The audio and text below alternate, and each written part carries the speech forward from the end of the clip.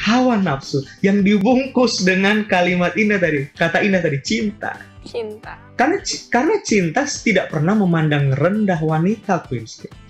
Jangan sampai tindakan ini dilakukan oleh orang tua di rumah. Karena ini hanya akan menimbulkan kepahitan bagi anak-anak yang lainnya. Dan akhirnya orang tua akan menuai hasilnya, yaitu pemberontakan anak-anaknya melawan orang tuanya.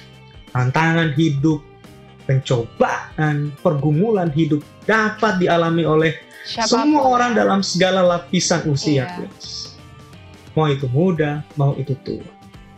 Daud punya penerus, Daud muda di Israel.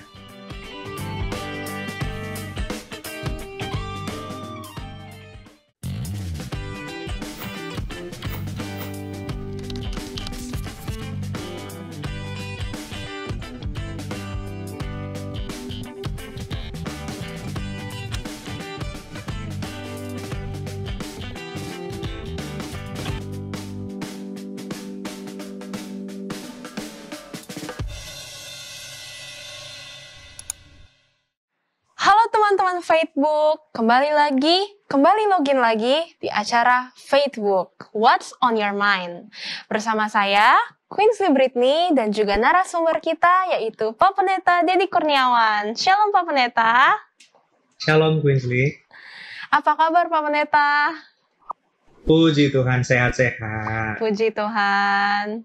Walaupun kita cuman melalui virtual saja ya Pak Pendeta.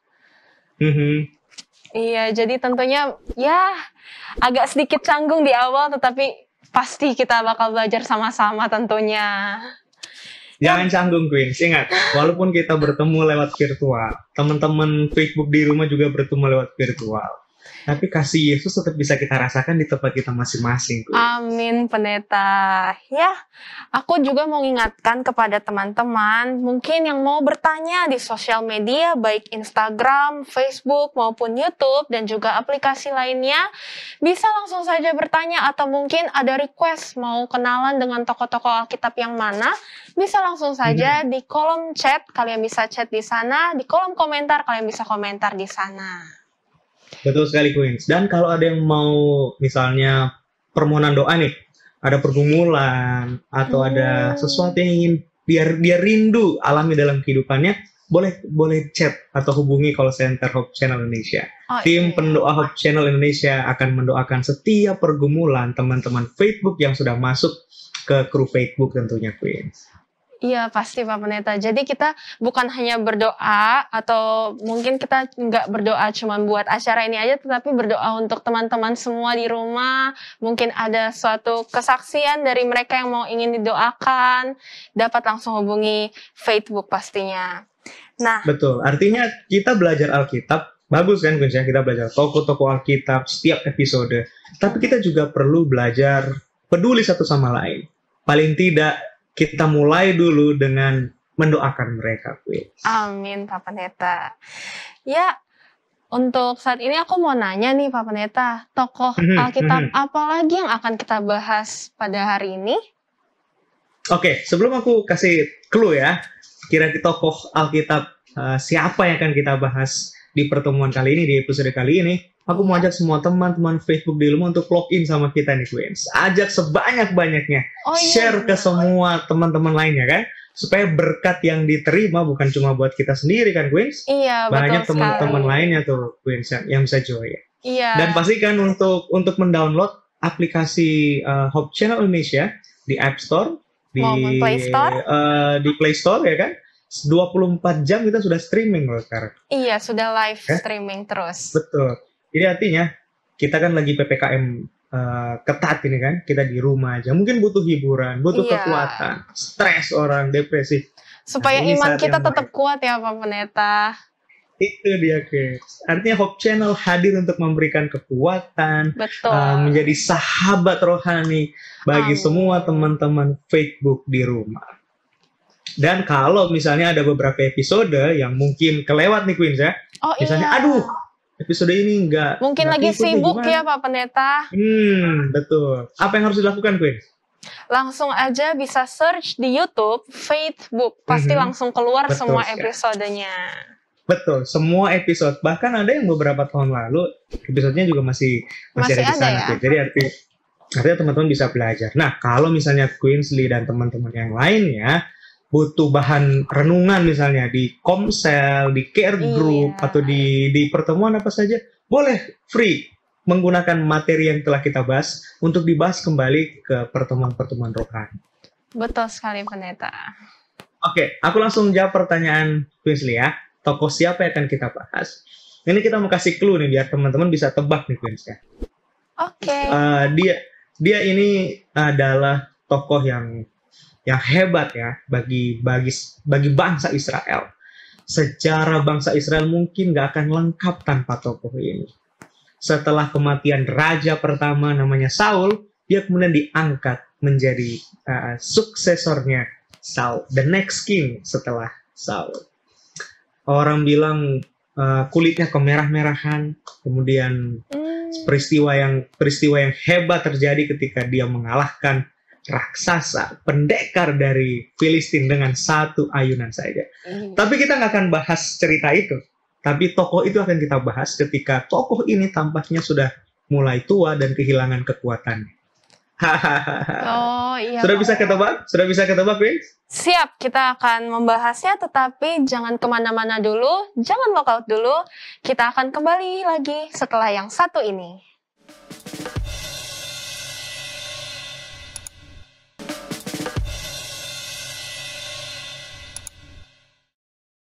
Kembali lagi di Facebook, What's on Your Mind? Nah, teman-teman, seperti sebelumnya Pak Pendeta sudah kasih clue nih. Siapa sih tokoh Alkitab yang akan kita bahas hari ini? Apakah teman-teman udah tahu?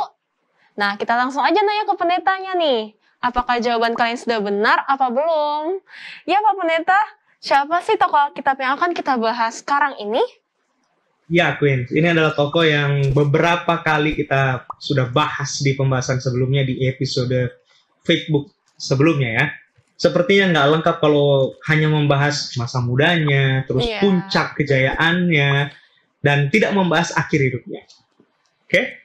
Jadi tokoh ini adalah Daud, Raja Daud. Itu dia, Queen. Nah, aku mau tanya dulu nih sama Queen ini. Apa tuh, Queen Pak di rumah Pendeta? ada berapa bersaudara? Aku di rumah 3 bersaudara, Pak Pendeta. Oke, Queensley yang paling tua, paling pertama. Oke, paling tua. Oke, paling pertama. 3 bersaudara. Cewek, cowok, adik-adiknya? Adik-adik aku dua-duanya cowok, Pak Pendeta. Wah, mantap. Biasa di rumah sering konflik nggak sih, kakak adik? Wah, itu sih nggak usah ditanya ya Pak Pendeta. Pasti setiap saudara-saudara kandung pun pasti pernah mengalami konflik. Biasanya yang sering diributin apa sih di rumah, Queen? Kalau di rumah itu ya mungkin karena kurang adil ya Pak Pendeta. Kayak misalnya uang jajan nih kan. Kalau uang jajan kan biasanya namanya juga aku paling tua pasti lebih banyak kan. Tetapi adik-adik yang lebih kecil dari aku tuh suka maunya punya uang jajan tuh jumlahnya sama dengan aku gitu. Akhirnya iri, marah-marah, berantem. Ya seperti itulah Pak Pendeta. Oke. Sepertinya lumrah ya berantem di rumah ya, kakak sama adik ya. Cuma seru aja sih Pak Pendeta. Tapi habis itu kan pasti baikan lagi gitu kan, ya. Iya, sayang-sayangan lagi. Iya. Oke. Kita akan mulai pembahasan ini dengan konflik yang terjadi di antara anak-anak Raja Daud. Oke. Konflik ini terjadi di antara anak-anak laki-laki Daud. Dan sepertinya penulis kitab Samuel sangat baik sekali, Queens, dalam mengemas cerita konflik keluarga Daud. Dalam hal ini konflik yang terjadi di antara anak-anaknya. Dan anehnya ketika konflik itu terjadi, Raja Daud nggak ngapa-ngapain, dia cuma bisa marah-marah. Oke, untuk tahu dulu anak-anaknya ini siapa, mari kita buka Alkitab kita di 2 Samuel pasal yang ketiga ayat 2 sampai 5. Boleh Queensley boleh bantu kita untuk baca 2 Samuel 3. Teman-teman juga buka Alkitabnya di rumah. 2 Samuel 3 ayat 2 sampai 5. Silakan, Queen. Oke, aku akan baca ya 2 Samuel 3 ayat 2-5 dengan perikop anak-anak lelaki Daud. Di Hebron lahirlah bagi Daud anak-anak lelaki. Anak sulungnya ialah Amnon dari Ahinoam, perempuan Yizreel. Anaknya yang kedua ialah Kileab dari Abigail, bekas istri Nabal, orang Karmel. Yang ketiga ialah Absalom, anak dari Maakah, anak perempuan Talmai, Raja Gesur. Yang keempat ialah Adonia, anak dari Hagit. Yang kelima ialah Sefaca, anak Abital. Dan yang keenam ialah Yitream dari Egla, istri Daud. Semuanya ini dilahirkan bagi Daud di Hebron. Begitu, Pak. Oke, thank you. Thank you. Sekarang kita ke 2 Samuel 13 ayat 1. Kita sudah tahu tadi latar belakang anak-anak Daud yang lahir dari perempuan-perempuan yang dipersunting sama Daud. Sekarang ke 2 Samuel 13 ayat 1. Silakan Queen. 2 Samuel 13 ayat 1 dengan perikop Amnon dan Tamar. Sesudah itu terjadilah yang berikut. Absalom bin Daud mempunyai seorang adik perempuan yang cantik namanya Tamar, dan Amnon bin Daud jatuh cinta kepadanya. Oke, lihat ini. Kenapa aku tadi bilang penulis kitab Samuel mengemas konflik itu dengan cara yang menarik. Kenapa? Karena ini adalah cinta yang terlarang. Iya. Ini perseteruan atau konflik cinta terlarang di antara anak-anak Daud. Cinta ini satu terlarang bapak, sesama saudara kandung ya Pak Pendeta. Ya, ini satu bapak beda mama. Iya, cuman walaupun demikian mereka tetap anak-anak Daud. Iya. Betul. Jadi mereka ada di bawah pengawasan dan di bawah didikan Daud. Nah, oke. Makanya di situ ditulis Amnon bin Daud. Bin kan artinya anak laki-laki. Dan Absalom bin Daud. Absalom dan Amnon sama-sama disebut sebagai bin Daud, anak laki-laki Daud. Kalau Absalom punya adik, ya, artinya Amnon yang adalah kakaknya si Absalom harusnya menganggap Tamar sebagai adiknya. Sebagaimana Amnon menganggap Absalom adalah adiknya. Oke, tapi itu semua jadi nggak ada artinya ketika sepertinya benih-benih cinta itu muncul di dalam hatinya si Amnon. Sudah mulai tergoda rupanya ya. Betul. Kita tahu cerita ini. Teman-teman pasti udah baca. Ini. Pada akhirnya cinta terlarang ini berujung dengan skandal pemerkosaan. Tamar, adiknya Absalom itu diperkosa oleh Amnon, kakaknya sendiri. Dan anehnya nih ya, setelah peristiwa itu terjadi, setelah Tamar diperkosa, Tamar justru diusir oleh Amnon seolah-olah Tamar ini adalah wanita murahan, wanita kotor. Padahal wanita dursila gitu istilahnya. Adik perempuannya sendiri ya. Yes, dan Amnon menggunakan bahasa cinta untuk merayu Tamar. Oke, sekarang boleh dibaca ayat yang ke-15 dari 2 Samuel 13, Queen. 2 Samuel 13 ayat 15. Kemudian timbullah kebencian yang sangat besar pada Amnon terhadap gadis itu. Bahkan lebih besar benci yang dirasakannya kepada gadis itu daripada cinta yang dirasanya sebelumnya. Lalu Amnon berkata kepadanya, "Bangunlah, enyahlah." Ya, Queen. Wah. Tadinya Amnon rasa ini cinta. Ternyata cuma hawa nafsu sepertinya ya Pak Pendeta ya. Iya, itu dia. Inilah sebetulnya karakter yang muncul, karakter sejati dari Amnon. Karakter yang dikendalikan oleh apa tadi Queensley? Hawa nafsu. Hawa nafsu. Hawa nafsu yang dibungkus dengan kalimat indah tadi, kata indah tadi, cinta. Cinta. Karena cinta tidak pernah memandang rendah wanita, Queensley. Harusnya cinta menghargai wanita ya, Pak Pendeta. Betul. Cinta nggak pernah melukai, cinta nggak pernah menyakiti. Betul sekali, Pak Pendeta. Apalagi merenggut kesucian seorang wanita yang nyata-nyata adalah adiknya sendiri. Iya. Yang bukan jadi istrinya sama sekali. Karena hawa nafsu. Iya. Betul sekali. Dan ini semua terjadi karena hawa nafsu. Luar biasa. Sekarang coba kita baca ayat yang 14, ayat yang sebelumnya, Queen. 2 Samuel 13 ayat 14, tetapi Amnon tidak mau mendengarkan perkataannya, dan sebab ia lebih kuat daripadanya, diperkosanyalah dia, lalu tidur dengan dia. Amnon ya otomatis ya mungkin laki-laki dia lebih kuat Iya. daripada si Tamar. Tapi lebih daripada itu, ayat ini menyatakan kepada kita bahwa Amnon punya kuasa yang lebih besar daripada si Tamar. Gitu. Artinya dia punya dominasi yang lebih hebat daripada Tamar. Tapi anehnya adalah Amnon yang punya kuasa besar, dominasi yang lebih besar, dia tidak dapat melindungi yang lemah.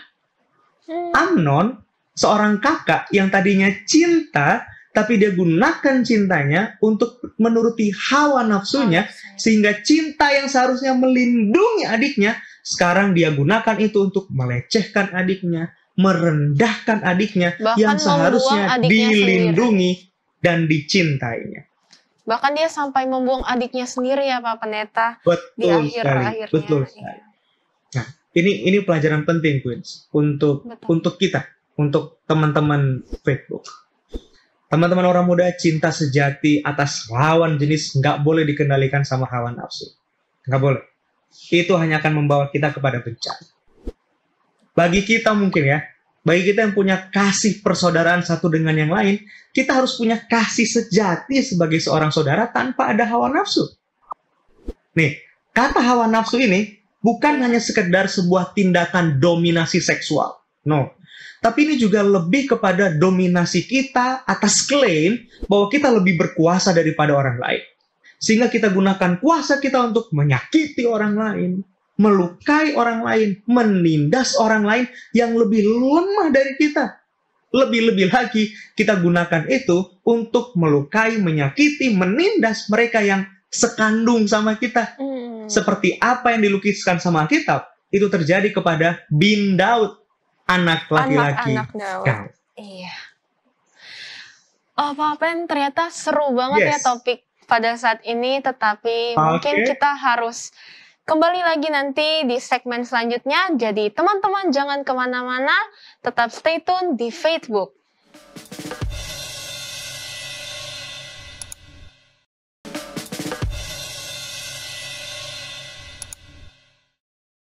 Kembali login lagi di Facebook, What's on Your Mind? Ya, tadi seru banget ya Pak Pendeta pembahasannya, tetapi harus kita potong agar teman-teman di rumah mungkin jadi lebih penasaran lagi nih, apalagi kejadian selanjutnya.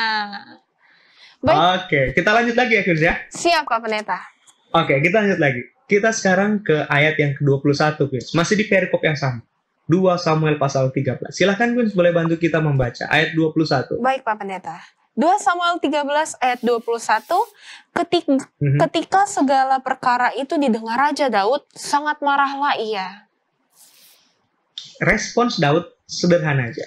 Marah. Mungkin ini layaknya orang tua yang marah kalau anaknya berantem kan? Betul marah. banget. Tapi kalau baca keseluruhan cerita, Daud hanya berhenti sampai di marah. Dia nggak bikin apa-apa. Nggak ada action disiplin untuk mendisiplin anak-anaknya supaya mereka mengerti bahwa apa yang mereka lakukan itu salah.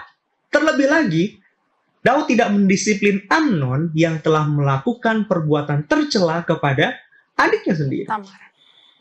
Nah, mungkin ini aku lagi berandai-andai gitu, Quincy. Aku lagi mikir mungkin apa yang tadi Quincy baca di 2 Samuel 3 ayat 2 tentang keterangan susunan atau daftar anak-anak Daud, anak sulung Daud adalah Amnon. Mungkin di sini kata kuncinya. Anak sulung Daud adalah Amnon. Daud sudah tua. Dia mungkin berpikir, ini anak sulungku nih.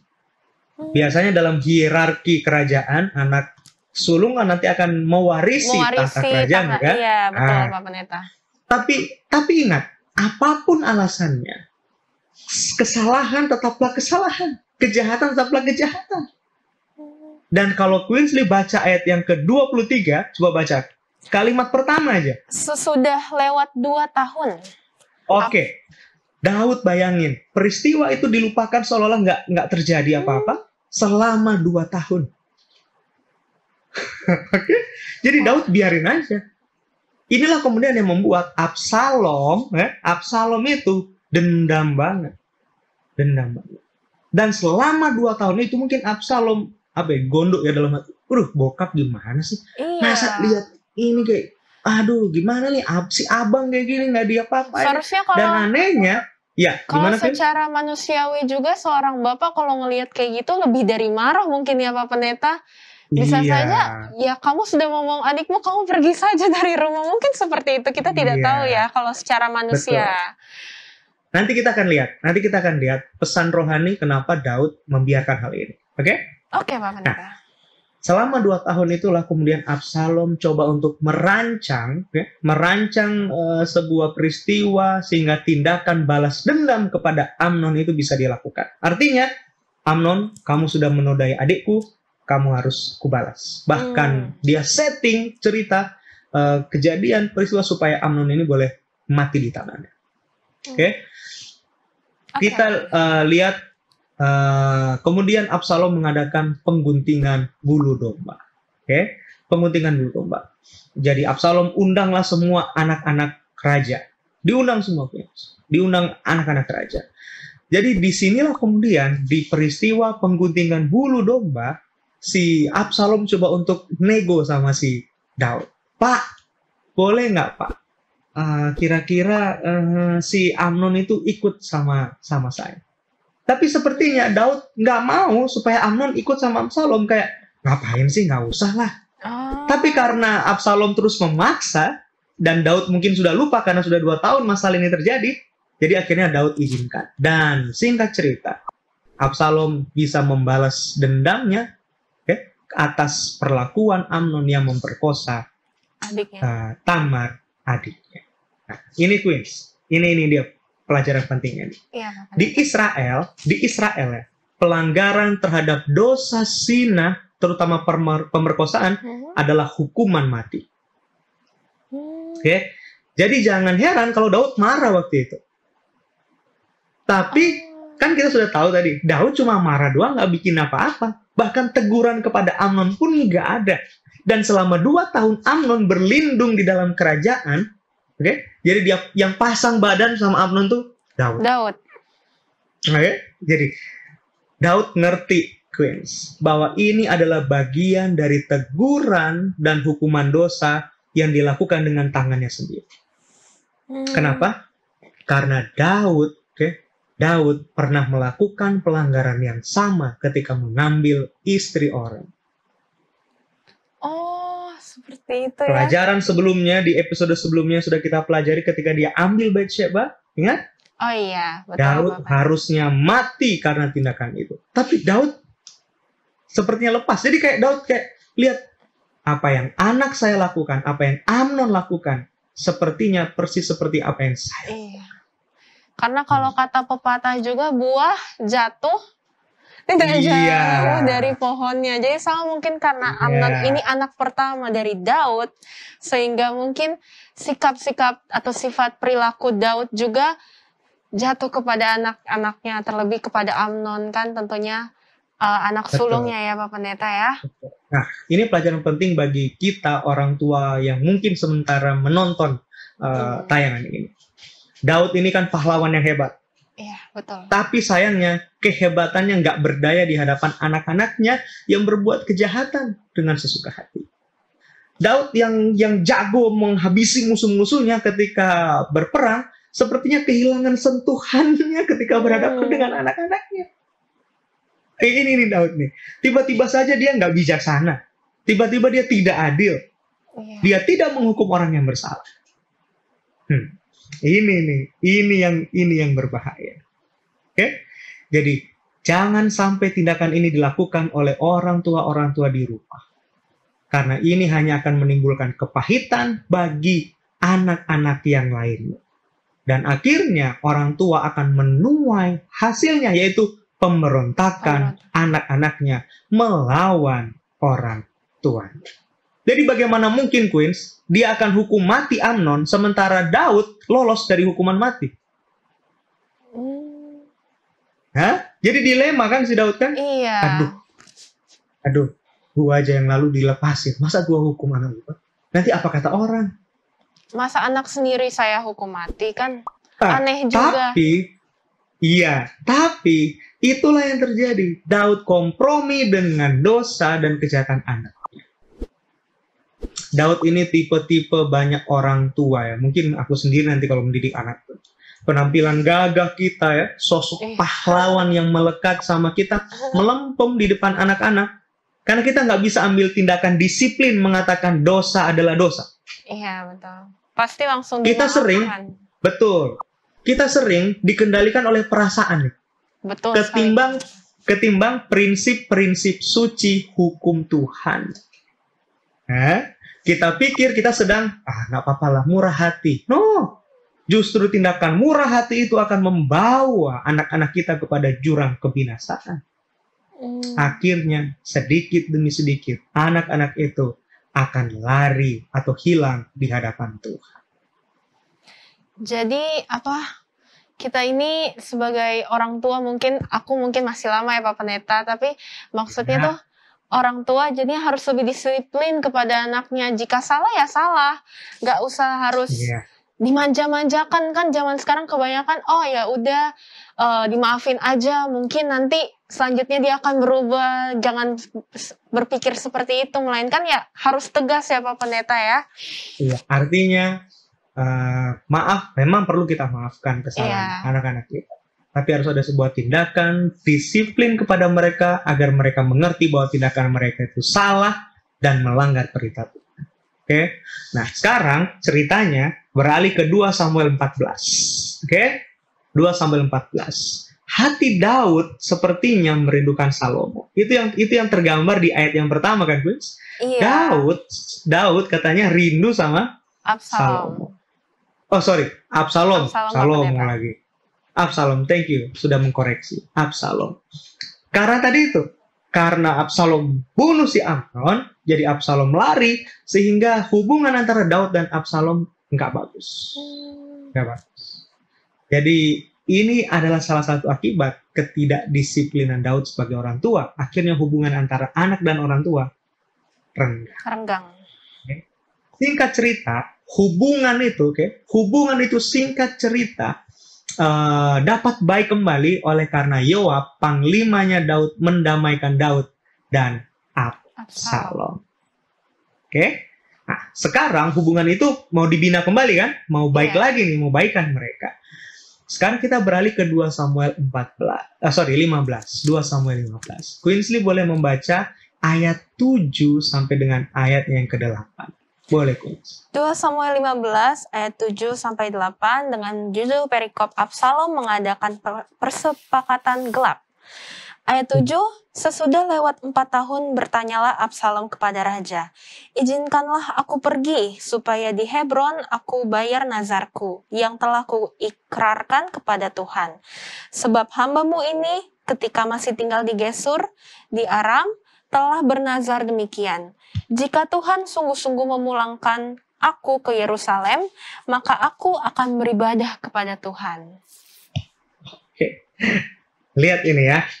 Sekarang perhatikan baik-baik, guys. Orang tua mana yang nggak senang setelah 4 tahun pisah ya?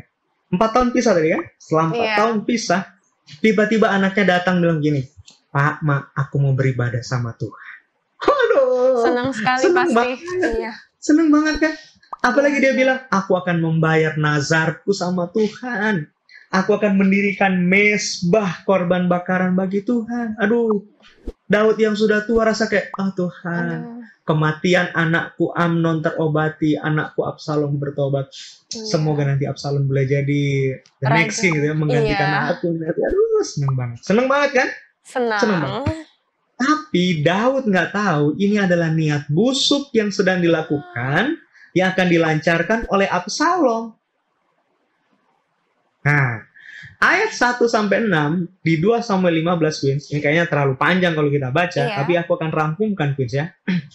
Di ayat 1-6, Absalom ini mencuri hati orang-orang Israel dengan menjelek-jelekkan bapaknya sendiri. Jadi Absalom menuduh bapaknya Daud kurang bijaksana dalam memberikan pertimbangan atau keputusan kepada rakyatnya. Jadi mereka dihasut. Kan nggak adil kan bapak gua kan? Nggak adil kan? Udah dukung gua aja ya. Dukung gua ya. Semakin banyak orang yang dapat simpati. Absalom. Memberikan simpati dan mendukung Absalom. Betul sekali. Betul sekali. Jadi waktu dia datang sama Daud, dia bilang, Pak, aku mau ke gereja lagi, Pak. Aku mau bayar persembahan, Wah. persepuluhan, Pak. Aduh, Daud seneng banget. Ini adalah kamuflase rohani. Hmm. Hmm? Kamuflase rohani. Absalom mau bakar korban di Hebron. Perhatikan, mungkin kita nggak terlalu perhatikan detail dari ayat ini ya, tapi ayat ini sebetulnya memberikan kita informasi yang penting. Alasan kenapa Absalom harus membakar korban di Hebron atau dia harus beribadah ke sana. Nah, ini perlu kita catat ya, Queens ya. Iya. Jadi catatan untuk Queens dan teman-teman Facebook yang ada di rumah.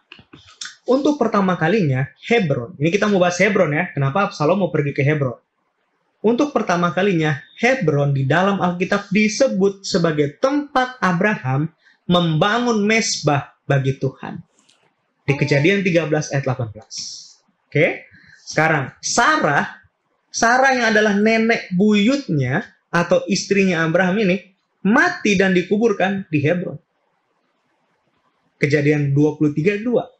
Sekarang, seluruh keturunan Ishak, seluruh keturunan Ishak diam dan tinggal di Hebron. Artinya Hebron adalah tanah leluhur orang Israel. Tanah nenek moyang bangsa Israel. Kejadian 35 ayat 27. Nah, menurut Yosua 21 ayat 13, ketika ada pembagian wilayah Kanaan, ini cerita waktu mereka bangsa Israel keluar dari Mesir ya. Hebron adalah tempat bagi para keturunan Harun. Jadi Hebron adalah kampung para imam, para pendeta. Itu juga adalah satu tempat perlindungan, kota perlindungan. Kalau ada para pembunuh, penjahat, mereka melarikan diri, mereka mau selamat, mereka biasanya lari ke Hebron. Karena Hebron dijadikan sebagai kota perlindungan. Nah, yang membuat itu masuk akal, bagi Daud, kenapa Absalom pergi ke sana? Ingat, Hebron adalah tempat yang tanahnya subur.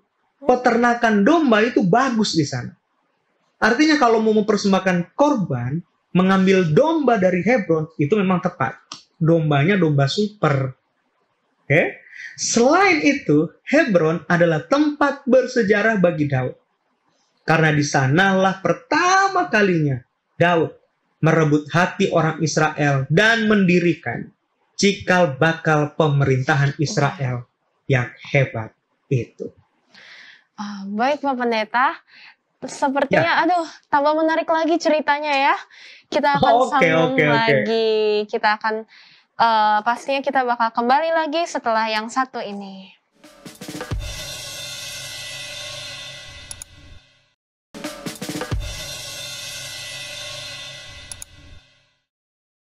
Teman-teman, kembali login lagi di Facebook, What's on Your Mind?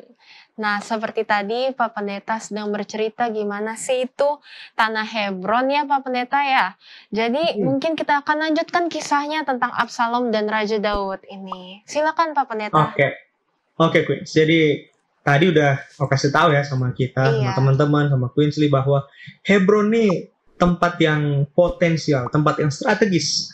Kalau Hebron sudah direbut, artinya setengah hati dari bangsa Israel sudah bisa direbut. Dan jalan Absalom untuk menjadi raja itu bisa mulus. Nah, sekarang Absalom sudah tiba di Hebron. Tiba-tiba saja utusan-utusan rahasia yang lebih dulu datang ke sana, mereka teriak-teriak, Absalom jadi raja di Hebron. Absalom jadi raja di Hebron. Dan hebatnya lagi adalah penasehat Daud yang namanya Ahitofel, dia berkhianat, dia mendukung Absalom jadi raja. Akhirnya Daud setelah tahu hal ini, dia lari. Dia melarikan diri. Kenapa? Karena Daud ngerti, dengan direbutnya Hebron, itu seperti merebut semangat hidup. Karena Hebron adalah kota yang ditunjuk Tuhan bagi Daud untuk memulaikan pemerintahannya pertama kali sebagai raja di Israel. Jadi artinya, di situ kota simbol pemerintahan, di situ juga simbol warisan berkat-berkat nenek moyang. Tapi itu sudah direbut sama Absalom. Queensley, ini pelajaran penting. Iya. Banyak orang tua Kristen yang saat ini mengalami pergumulan hebat karena anak-anaknya sudah mulai jauh meninggalkan Tuhan. Betul sekali Pak Pendeta. Seperti anak-anak Daud ya, Iya. seperti anak-anak. Sepertinya mereka baik-baik aja gitu, kayak they were fine. Kayak Absalom baik-baik aja. Ganteng loh, ganteng men. Ganteng loh. Di Israel nggak ada yang seganteng Absalom secara fisik dan mungkin rohaninya loh. Karena ingat, Absalom dia pergi mempersembahkan korban. Artinya anak-anak muda ini mungkin adalah anak-anak muda yang penampilannya good looking man. Good looking. Wah, appearance-nya mereka rajin dalam kegiatan ibadah, menyembah Tuhan di gereja. Wah, anak-anak muda ini mungkin membayar nazar ya dalam bentuk persembahan syukur kepada Tuhan di gereja. Tapi ingat, banyak anak-anak muda yang melakukan itu untuk kamuflase rohani. Untuk menutupi dosa-dosa dan hal-hal buruk mereka ketika mereka mencoba untuk mencapai kesuksesan dalam hidup. Jadi di luarnya terlihat baik, tapi di dalamnya ternyata ya, buruk-buruknya yang mereka sembunyikan selama ini. Betul. Pelajaran ini berguna buat kita semua. Iya. Kita nggak boleh berhenti mendoakan teman-teman kita. Apalagi orang tua nih. Yes, para orang tua mendoakan anak-anaknya nggak boleh berhenti. Jangan pernah berhenti. Jangan pernah berhenti mendoakan dan memberikan nasihat yang benar kepada mereka. Sekali. Terutama Queens. Terutama memberikan contoh teladan lewat kehidupannya. Karena Daud gagal menunjukkan teladan kehidupan yang benar kepada anak-anaknya sehingga anak-anaknya, seperti tadi kata Queensley, buah jatuh tidak jauh dari pohon. Kalau kemudian anak-anak ini berontak, anak-anak ini belajar dari kehidupan yang salah dari Daud. Harusnya Daud belajar menunjukkan teladan kehidupan yang benar di hadapan Tuhan sehingga anak-anaknya boleh mempraktikkan hidup benar. Iya, jadi Pak Pendeta, kita ini berdoa bukan cuma untuk diri kita sendiri, melainkan harus mendoakan teman-teman kita mungkin yang sudah jauh dari Tuhan, yang harus kita bantu, yang harus kita tolong. Dan bukan hanya kita sebagai teman-temannya mereka, orang tuanya mereka juga harus mendukung mereka, harus menasihati mereka, dan doakan mereka agar bisa berubah menjadi lebih baik ya Pendeta ya. Amin. Inilah pelajaran yang kita harapkan boleh terjadi dalam hidup kita, bahwa kita peduli, kita care sama kehidupan orang lain, kan? Oke. Kita perlu ingat ya Queens, ini kan terjadi di masa tuanya Daud ya, tuanya Daud. Kita ingat bahwa Israel mencapai masa-masa kejayaannya itu dalam hidup Daud ya, dalam pengaruh Daud. Pastinya di Israel ketika mendengar nama Daud, bahkan kita aja nih ya, nih orang sekarang ini, kalau setiap kali dengar kata Daud, pasti cerita yang tergambar di pikiran kita adalah ketika dia mengalahkan Goliat gitu. Ya kan? Pasti itu kan? Iya. Deskripsikan tentang Daud. Oh, dia kalahkan Goliat. Oke? Memang benar itu, memang benar. Tapi yang jadi masalah adalah begini, nggak selamanya Daud dapat terus mengalahkan Goliat dalam hidupnya. Oke? Dan kita nggak bisa selamanya hidup di bawah realita cerita masa lalu Daud, bahwa Daud hebat, dia sanggup mengalahkan raksasa. Karena ada satu saat di mana Daud nggak berdaya lagi ketika dia sudah tua. Iya. Daud butuh Daud muda. Tapi sayangnya Daud muda yang ada di dalam rumahnya tidak bisa menjadi Daud muda seperti Daud di masa mudanya. Nah, ini bahaya ini. Sekarang Queens kita lompat ke 2 Samuel 21. Boleh Queensley buka 2 Samuel pasal 21. Boleh buka ayatnya yang ke-15 Queensley? Baik Pak Pendeta. 2 Samuel 21 ayat yang ke-15 dengan judul perikop peperangan melawan orang Filistin. Ketika terjadi lagi peperangan antara orang Filistin dan orang Israel, maka berangkatlah Daud bersama-sama dengan orang-orangnya, lalu perang melawan orang Filistin. Sampai Daud menjadi letih lesu. Daud nih kalau perang abis-abisan. Tapi kali ini Alkitab mencatat, perlu kita garis bawahi deh kayaknya, kasih stabilo Alkitab kita. Daud menjadi letih lesu. Ini beralasan, Chris. Sepertinya cerita ini kronologinya terjadi di akhir masa pemerintahan Daud, kan? Jadi boleh saja ini adalah cerita ketika Daud sudah mulai tua, kehilangan kekuatannya tidak seperti dulu. Oke? Tapi perang tetap terjadi, mau Daud muda, Daud tua.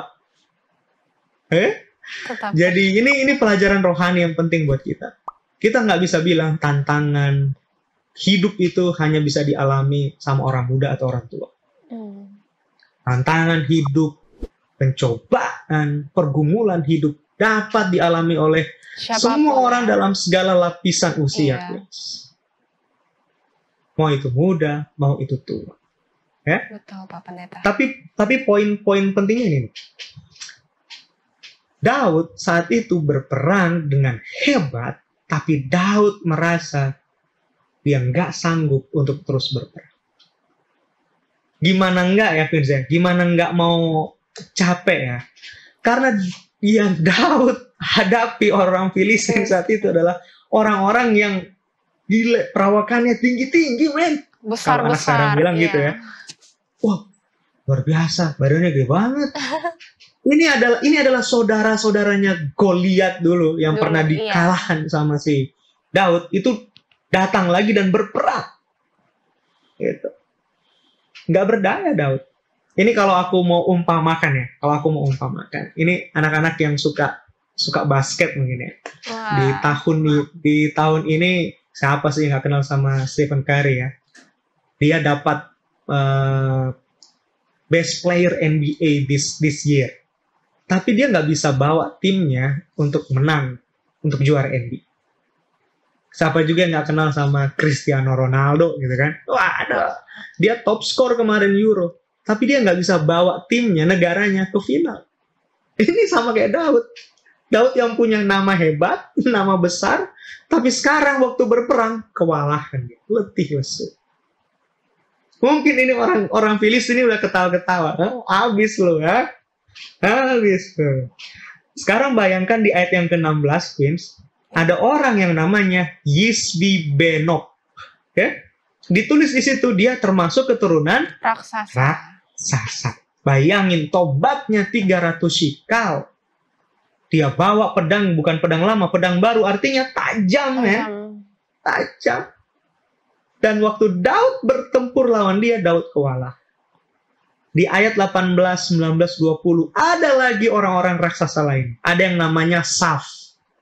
Ada yang disebut juga Goliat orang Gad. Tapi terjemahan lainnya menyebutkan the brother atau the relative of Goliath.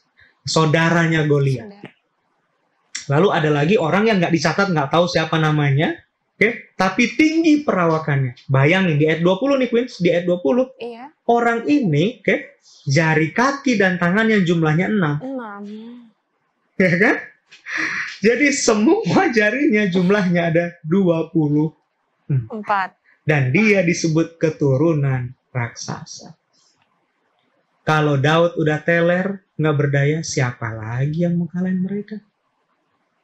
Siapa lagi yang bisa gantiin Daud yang sekuat itu ya? Tetapi karena Daud butuh anak-anak muda yang punya semangat seperti Daud. Iya. Ayat 16, boleh dibaca, Queen? Ayat 16, 2 Samuel 21 ayat 16. Yisbi Benob yang termasuk keturunan raksasa, berat tombaknya 300 shikal, tembaga, dan ia menyandang pedang yang baru, menyangka dapat menewaskan Daud. Oke, terus? Tetapi Abisai, anak Zeruya, datang menolong Daud, lalu merobohkan dan membunuh orang Filistin itu. Pada waktu itu orang-orang Daud memohon dengan sangat kepadanya, kata mereka, "Janganlah lagi engkau maju berperang bersama-sama dengan kami, supaya keturunan Israel jangan punah bersama-sama engkau." Ya, Daud, stop Daud. Cukup. So tua nggak Daud. Udah tua. Tapi Abisai, anak Zeruya, anak muda ini, wah, dia hadapi berani menolong Daud. Ya, dia hadapi. Banyak kali ya, banyak kali mungkin anak-anak muda di Israel menyangka pengalaman mengalahkan raksasa hanya bisa dialami sama Daud. Atau kita mungkin menyangka bahwa kisah populer orang di dalam Alkitab yang dapat mengalahkan raksasa hebat adalah Daud. Tapi Abisai juga mengalahkan raksasa. Kemudian di ayat-ayat selanjutnya ya, ada Sibkai orang Husa, dia kalahkan Saf. Ada Elhanan bin Yaare Oregim, dia kalahkan saudara Goliat itu. Ada Yonatan anak Simea yang adalah keponakan dari Daud sendiri. Dia kalahkan orang yang tinggi perawakannya, yang jumlah jarinya ada 24 tadi. Daud punya penerus, Daud muda di Israel. Tetapi bukan anaknya. Itulah ironisnya. Itulah ironisnya. Ketika Daud mungkin mengharapkan Daud muda itu lahir dari keturunannya, bisa meneruskan legasinya sebagai orang yang punya integritas di hadapan Tuhan, pahlawan, tapi itu tidak terjadi. Tapi berita baiknya adalah itu terjadi di tengah-tengah bangsa Israel. Israel memerlukan Daud muda untuk meneruskan kepahlawanan Daud. Kemudian Queens, di 2 Samuel 23, oke, ini aku rangkum aja ya. Di 2 Samuel 23 ada istilah triwira atau 3 perwira Daud. Mereka adalah orang-orang hebat, orang-orang kenamaan. Ada namanya Isbaal, orang Hakmoni. Satu kali, Queens, terjadi peperangan. Isbaal maju. Waktu dia maju, dia kalahkan seorang diri 800 orang dalam pertempuran. Banyak sekali ya, Pak. Ada lagi namanya Eliazar anak Dodo. Dia perang, dia kalahkan banyak orang, sampai-sampai Alkitab hanya bisa menulis demikian banyak yang dia bunuh dari antara orang Filistin. Wah. Nggak tahu deh berapa banyak. Saking banyaknya mungkin ya. Saking banyaknya, betul.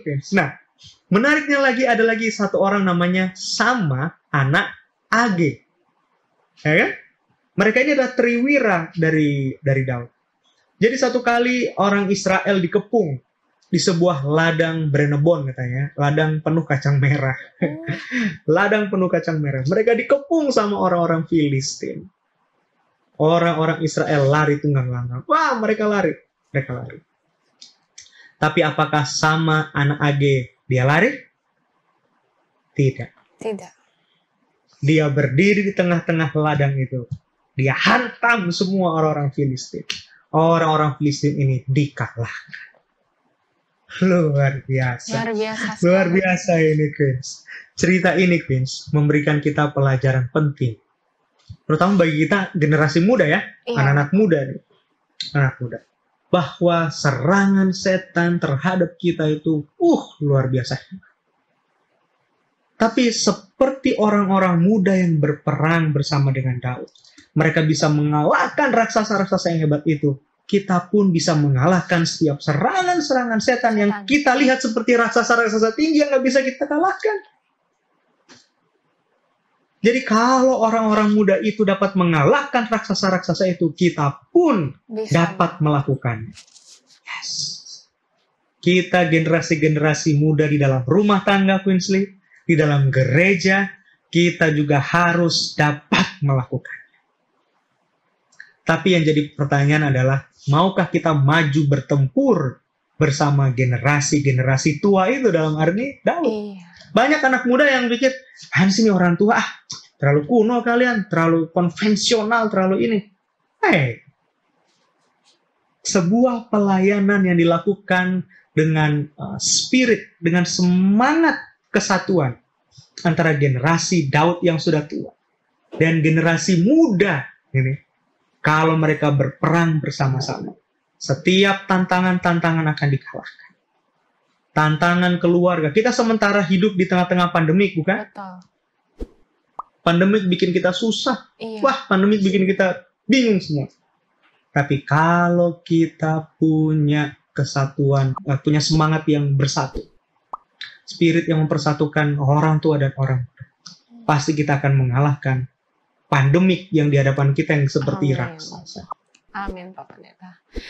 Jadi untuk teman-teman, anak-anak muda, marilah kita menjadi terang ya Pak Pendeta ya. Seperti yang kita bilang, menjadi terang, menjadi garam. Jangan terhasut dengan hal-hal duniawi. Melainkan kita harus berpegang teguh kepada Tuhan. Perbanyaklah berdoa jika kalian mulai, iman kalian mulai goyah. Perbanyaklah berdoa. Atau menonton Facebook ini tentunya ya Pak Pendeta ya. Supaya iman kita lebih kuat. Iya. Baiklah Oke, Queens. Kita harus akhiri sepertinya sesi kita di episode kali ini, Queens ya.